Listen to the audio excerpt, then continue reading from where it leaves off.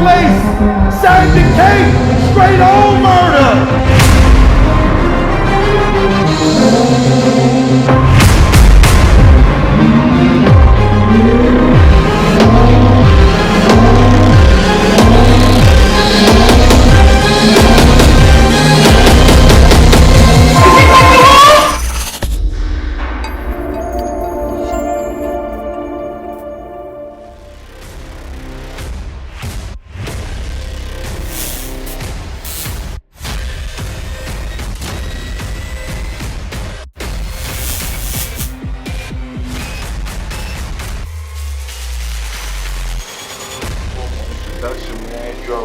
It's your boy now, God, Hip Hop is Real, and we here with none other than Rare Breed's own ARP, man. You know what I'm saying? Shit. Hip Hop is Real. What's good? ARP, how's everything going on with you, man? I know it's been an interesting year. You know, you've dropped one of the, if not the biggest announcement of the year. You know what I'm saying? All eyes are on you guys right now, and what you guys are doing August 18th. I'm looking for the name of the card. I'm like, oh, this is Rare Breeds. Like this is Rare Breeds. This is exactly what it is. You know what I'm saying? Right? How Yeah. you feeling with all the excitement and seeing everything going on right now? It's exciting, man. It's exciting because when you work hard on something, especially when you believe in something, it could be what you got planned for the whole year, or it could be a single event. It could be just one battle, the main event. When you see that type of energy created, and you see the fans, tuned in, and the bloggers and the media and everybody supporting, it makes it like, most, for lack of better words, validated. You know what I'm saying? Because we never really been the type of league to poll the fans too much. We come up with left field ideas. We put it out there and we hope that it's received and supported well. And this is one of those occasions where it feels like we're putting together, and we're in the midst of releasing an event that people are extremely interested in, man. And it could have been different. People could have been saying like, yo, you ain't watching anything Rare Breed Entertainment put out right now.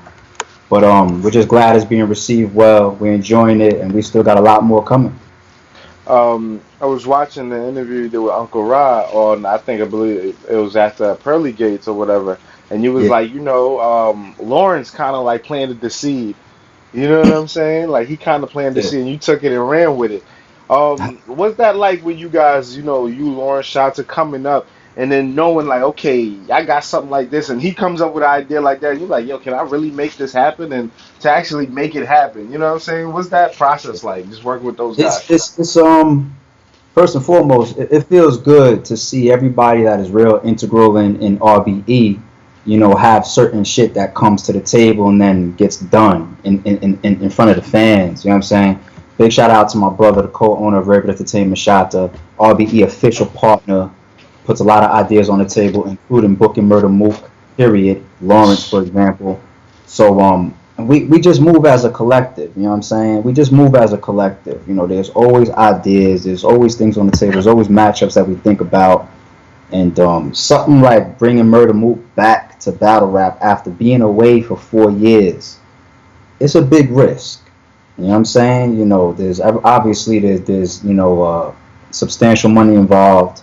You got fans that might say, we moved on, a new class of fans. We only watch some of these new battlers now. We don't even know or respect Murda Mook's legacy like that. You know what I'm saying? Then you got, fans that might have a certain opinion towards a Verb, or you got fans that never liked Murda Mook ever. You know what I'm saying? Or ever liked a Verb. So it's all us believing in, the situation and saying, you want to know what? Let's put it together. Let's put it together like this, and let's make it happen. You know what I'm saying? It's just the process of Rare Breed Entertainment working together and doing what we've been doing for 5 years. You know what I'm saying? I know, you've had the Blood, Sweat, and Tears series. You've had the Pearly Gates series, and with this right here being Rare Breed, this is the first of the first. You know what Yeah. I'm saying? Is this like a whole new different direction when it comes to rare breeds like that you're gonna be going towards with this type of Well, situation? you will see a Rare Breeds Part 2. It's very possible that Rare Breeds Part 2 is coming, will be the announcement for the next event after Rare Breeds August 18th. I don't want to get too far ahead of August 18th, though. But if you notice our themes, fans say that we have the most creative and the entertaining, titles and themes. You know what I'm saying? Like, we could actually explain why certain things are themed the way they are and delivered a certain way. When we say Lift His Soul, you will see the theme card on it. You know what I'm saying? Every card, every battle on the card will have a certain title to it. Like, you'll see Math and Show Up, it'll be called the Bully Battle. Arsenal versus QB, it'll be called the Disrespect Battle.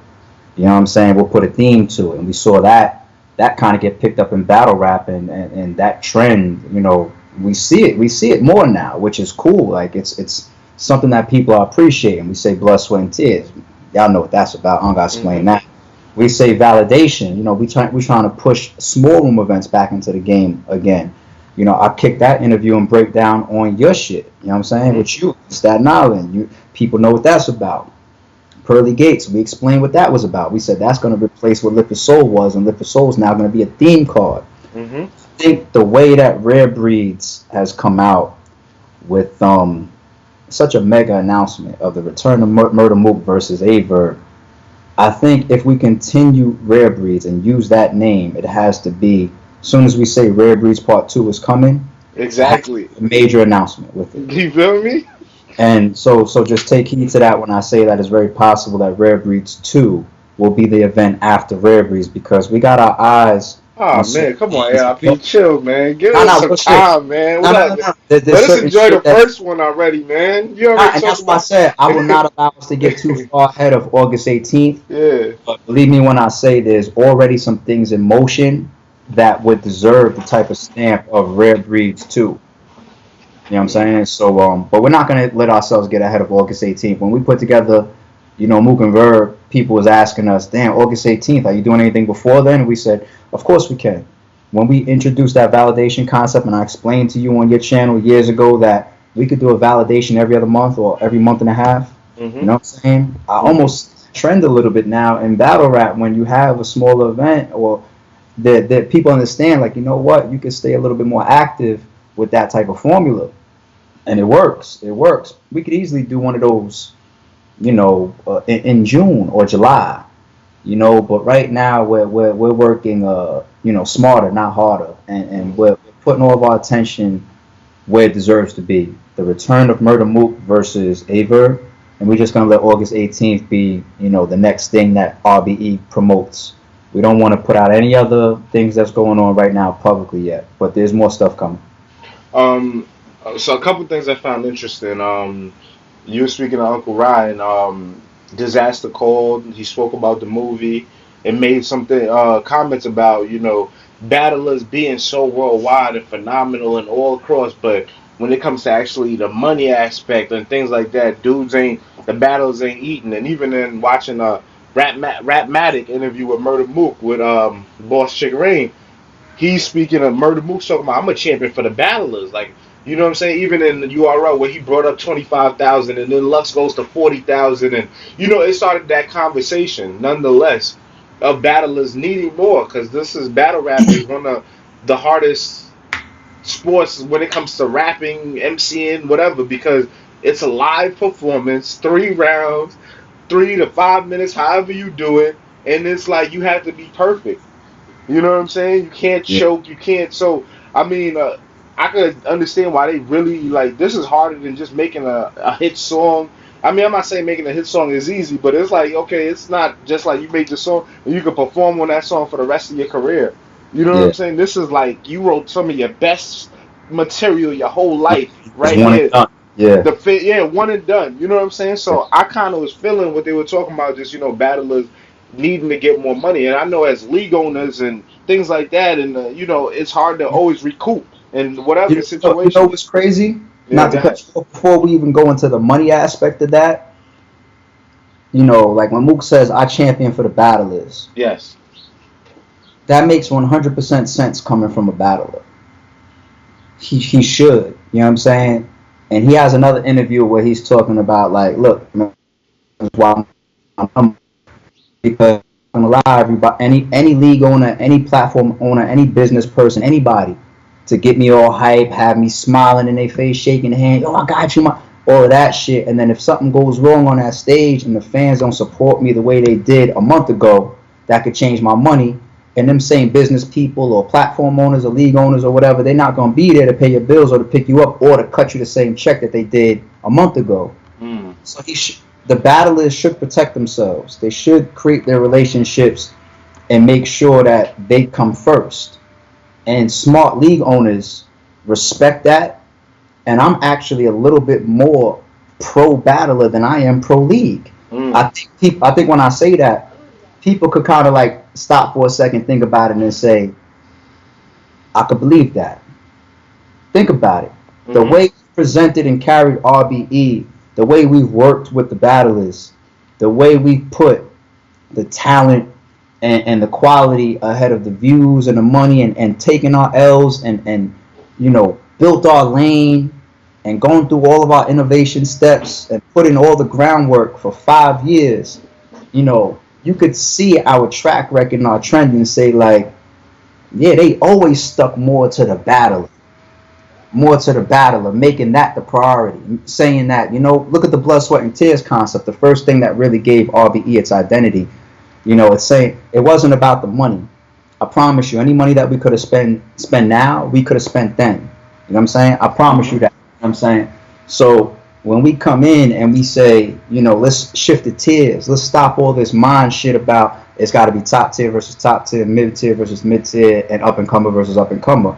That's more catering to the battler opposed to saying like, nah, just grab A Verb and Goods, which is a battle that RBE could have booked, and say, yo, just present that. Let's say instead, I'd rather see A Verb versus this guy and Goods versus that guy. You know what I'm saying? And then our identity starts to be molded. So it's true. You know, we should all champion more for the battlers because they are the talent. You know, battlers can get together on their own and create situations. That's a fact. I've seen it happen. I would absolutely support that. You know what I'm saying? RBE's in a position, once again, I said we're operating at 25%. It's not talking That's shit. Crazy. It's not talking shit. It's not patting ourselves on the back or looking for no brownie points. I'm just being honest.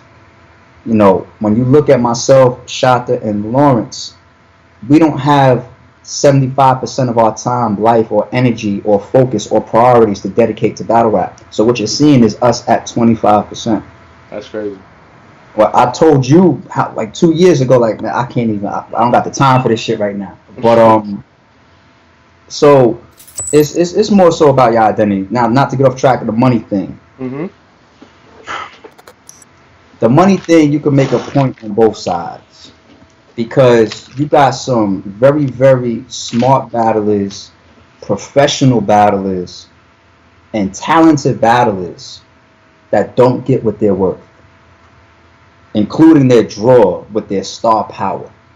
That's what Mook has been saying. Forget what I've been saying. Mook has been saying for the last 4 years, I haven't been coming back because for me and my draw, my star power, my talent, everything I bring to the table, I feel like nobody wants to give me what I'm worth until Rare Breed Entertainment came along. That's what Mook has been saying, right? But then on the other side, let's keep it real on both sides. There also is a crop of battlers that are delusional about their worth. Okay. You know what I'm saying? They may ask for, like, let's say $1,000, right? But if they weren't on the card, the same amount of people might have still been on the pay-per-view or come to the venue, or maybe if they tweet or they put up a post, you know, they're not breaking 500 likes or 200 shares on Twitter or retweets on Twitter. I understand what you're saying. You know what I'm saying? So there are some people that they hear certain numbers in the game, they hear about what this guy's getting or whatever, you know, and even with the collapse of YouTube money, some people don't understand that what they are asking for or might even still be getting paid is not what they are generating back to the platform. So it really is on both sides, but we could dig into that more if you want, but you know, it's just a different topic. Yeah, just because I'm just looking at it like with what they like Disaster and Mook was saying, just to see like they are like the pinnacle or the top of the like where you would want to be as a battler, and for them to be like, yeah, you know, we good, but it ain't like, you know what I'm saying, these rappers make millions or they could, you know, tour across the world and things like that, and to see you guys able to actually eat, especially in Club Drum, you know what I'm saying, to have Murda Mook, King Los, you know, certain situations happen, and and to be able to open up the bank and Mook's feeling like, the numbers was like crazy. You know what I'm saying? That's always been like, okay, but you was able to make it happen, man. I know you can't divulge all the details in the business and things like that, but damn, man, Yeah. how'd you do it, man? Shit, you gotta ask, man. Yeah, we'll never divulge the business. First of all, it's in everybody's contracts. The battlers are contracted to confidentiality to RBE. That's dope. RBE is contracted to confidentiality back to the battlers. Okay. Everybody should want it that way. If I come out right now and say Murda Mook got paid $5,000, and I show the contract, see, he only got paid $5,000, which is not true. I don't want anybody fucking go left and be like, oh my, people run with you. But that could hurt him. You know what I'm saying? In a sort of way. If I come out and say Murda Mook got paid $100,000, that might hurt somebody else. That might hurt RBE, and it's like it's just good business. And when numbers have started to go public before, it's actually interrupted business before. Like, to a degree, that's kind of what happened with Hitman Should a little bit. All these interviews and blogs and actual numbers that real numbers. 30K. We knew the whole 30K situation. Yeah, these are the numbers that really was probably going to be a nigga's contract. It's on Twitter and all of this shit. So we see the difference, and in any business, you want to try to keep that type of shit confidential as possible. But as far as, I'm not sure if this is where you're going, but we can get into that, the club drum thing. Not sure if that's where you're going with that, but I was just really going with, how did you make it happen? You know what I'm saying? Like, did you maybe other people? Is it investors? Is it sponsors? Is it? Or I don't know if you can speak about that as well. But yeah, even that, I don't even think really should matter to the fans. And sometimes we cross those lines a little bit, and it disrupts what we're all really here for, which is to be entertained and have a good time, or to build business, or to put on, or to build a legacy. Those are the core things that most of us are here for. You know what I'm saying? Like me, when I'm standing on stage in front of a battle that's going down on the RBE stage, of course, all this business is going on, and I got all this shit going through my head, but at the same time, I got one of the best seats in the house, and I'm a fan, and I'm watching this battle unfold. And you've seen times where I jump out of character and I'm bugging out, like, I can't believe this nigga just said that shit. You know what I'm saying? So that's what we're really all need to be as much focused on as possible.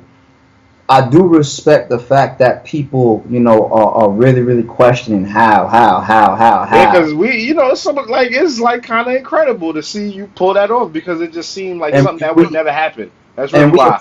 And we appreciate that, but part of RBE that people really need to understand is this really isn't even supposed to be left field. It's not really supposed to be a shot coming from us. You know what I'm saying? When you think about it, because we've always gone left, we've always done things that we felt like people would say, oh shit, like that's different. Yeah. You know what I'm saying? Announcing King Los, oh shit, that's different. Yeah, Even though every single league owner in the world has reached out to King Los. Ask King Los. You know what I'm saying? When he starts doing interviews in July, ask King Los how many league owners have tried to book him, and he just never made it to the stage. But that's left. You know what I'm saying? Murda Mook for 4 years. But you got to understand, there's a reason why it took Murda Mook's manager, shout out to Van, Rare Breed Entertainment. There's a reason why it took 5 days to set all that shit up. Meanwhile, the fans have been asking for Murda Mook for 4 years. Why? Because it's not that complicated. It was never that complicated, at least to us, or else it should have taken more than 5 days for us, right? And that's the thing. I think people are more shocked at things that they don't understand. I think if they understood that this shit really simple, understand did what they're just known for doing, some left field shit. As far as the money aspect and everything, I feel like, even though we're never going to get into the actual numbers and business talk, is there an investor, is there a sponsor, the shot to pay for the whole shit, it really doesn't matter. Either way, the whole business model going into this shit is constructed in a way where everybody's going to come out and be happy. All right. Actually already are. You know what Now, I'm saying? now I'm about to get in my fan mode extra now, ARP. You know what I'm saying? Because now Mook is back. I'm watching him talk. I'm watching him give his interviews. I'm watching him go in. He's what you He's got a call lot more coming. he's what you call a true competitor because he's like Mook's one of those guys. He talks and he's already talking about murdering Verb, going in, about to kill Verb and things like that. Now I seen him say that he didn't choose his opponent or anything like that, or he didn't ask for nobody. You made the final decision into picking a Verb as an opponent. Now, what's your thoughts on what was your thoughts going into having a Verb one of the guys to represent RBE battling the Murda Mook on this card right here? Yeah, a lot of factors. A lot of factors. Pat Stay even said it in his third round. Some of it is true. There's no denying the relationship between Rare Breed Entertainment and Averb. You know what I'm saying? Averb, was on our first card. He didn't have to battle Adi Boom on our first card. He didn't have to show up and battle Bonnie in a small room when everybody was saying battle a female I battle. remember that. He didn't have to. He wasn't even the first person that we called, and I said this before, to battle Jimz for money on that Lift His Soul card. You know what I'm saying? There was another top tier battle that we spoke to that just turned it down. They were just like, I'm gonna fall back. But when we hit Verb up, he didn't have to be ready, suited and booted to take on that type of challenge versus somebody that's being promoted as a RBE shooter and that's their home crowd and come into New York and face that. He didn't have to do that. You know what I'm saying? And the way that Averb has worked with us behind the scenes and always keeping things fair and making himself, for the lack of better words, easy to work with. It's built a new rapport between us. You know what I'm saying? And there's actually a lot of battlers like that. You know what I'm saying? It's just that they seeing now Verb with Mook. But there's a lot of people we've built a good rapport with based on trust, good business, the way we've gone about things.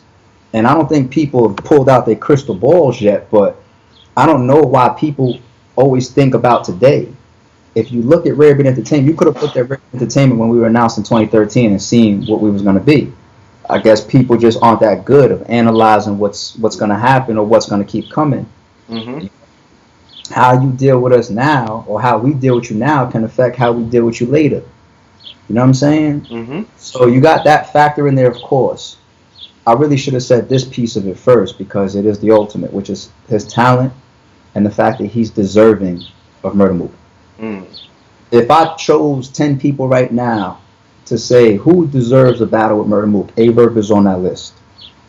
The man put a region on his back. Mm-hmm. He's responsible for a lot of the way that we look at the game today because of how he came in and helped create certain energies at certain moments in a pioneering fashion. He's got magical moments. He's got some of the best performances of all time. Like everybody knows what he did with Hitman, for example.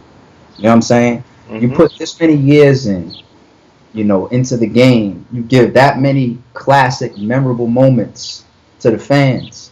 You develop that type of relationship, and you always hold us down with a platform that tends to keep it very true with people that keep it true with them. Then on top of that, you bring the star power that could stand on the stage with Murda Mook. There's a lot of battlers that's very, very talented. Just as talented as Averb. If you put him on that stage, as soon as you look up, you're already going to, in your mind, psychologically have Murda Mook winning in every moment of the round because they don't have the star power. As star power. Another reason why it's easy to see that Verb has star power because no matter whether he wins or loses a battle in the masses' eyes, why does every single major platform still book him? That's Verb. Legend. Okay. And he's a competitor. I don't name the league. Everybody is still booking him for a reason. And there's more. I don't want to keep extending this too long, but once you start really putting this all together, it's like Verb becomes a great candidate to put in our biggest match ever. It just works out. It's different on different platforms because they go by their own formulas, putting things together. You know what I'm saying? I respect whatever else happens outside of RBE, but you're talking about RBE right now. We do what we do for a multitude of reasons. And when you put some of those factors I just broke down together, you get Verb getting that opportunity. And I'd like to see somebody else in that type of main event on RBE too. There's a lot of guys I'd like to see with mega events on RBE because of the work they put into the culture, the work they put into Rare Breed Entertainment, how they move as business people, how they work with us, how they carry their professionalism. There's a lot of people I'd love to see get those opportunities because they deserve it for more reasons than one. Verb just happens to be that guy for August 18th.